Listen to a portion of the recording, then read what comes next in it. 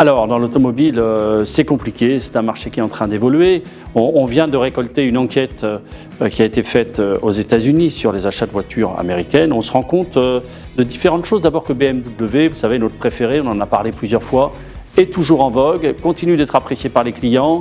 Et ça nous fait plaisir parce que ça veut dire qu'ils continuent de dérouler leur marque, satisfaction client, leur culture client. Et ça nous va bien. On voit aussi que les véhicules de luxe commencent à battre de l'aile. Probablement que Tesla, l'arrivée des véhicules électriques, nouvelle génération, et des véhicules autonomes est en train de modifier le rapport des gens à l'automobile. Et ça, c'est vraiment un aspect important pour les années futures.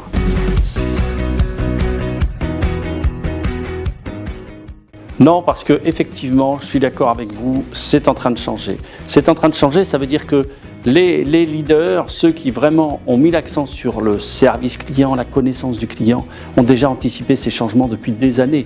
BMW travaille sur des voitures autonomes depuis une dizaine d'années. Ils n'ont pas attendu que Google s'y mette.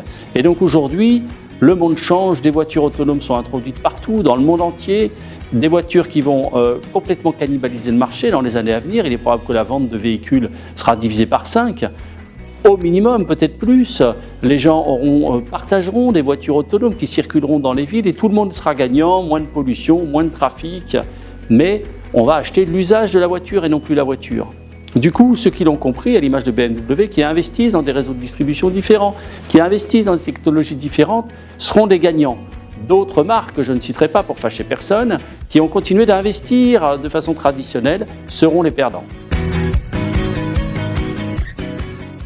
Alors, une anecdote intéressante, un film que vous pouvez trouver facilement sur YouTube, où on voit une BMW qui tourne sur un circuit de Formule 1 qui tourne toute seule. Le pilote enlève les mains et la voiture, à 250 à l'heure, évite les chicanes, fait des dérapages.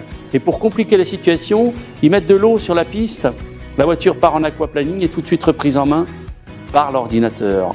Et l'intérêt de cette vidéo, que vous trouverez facilement sur YouTube, c'est qu'elle a été tournée en 2013.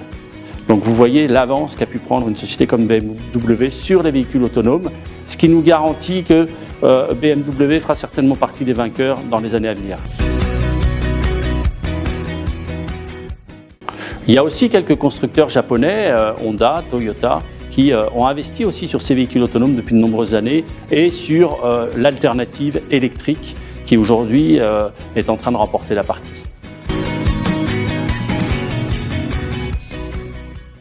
Oui, tout à fait. La culture client, c'est quelque chose qui est très long à mettre en place dans une entreprise, mais qui concerne l'ensemble des salariés. L'ensemble des collaborateurs ne travaillent plus pour une entreprise, mais travaillent pour les clients de l'entreprise. Et ça, c'est quand ça devient l'ADN de l'entreprise, ça veut dire que l'entreprise est capable justement de faire ses sauts technologiques avec succès et puis de voir les changements arriver, donc de pouvoir les anticiper.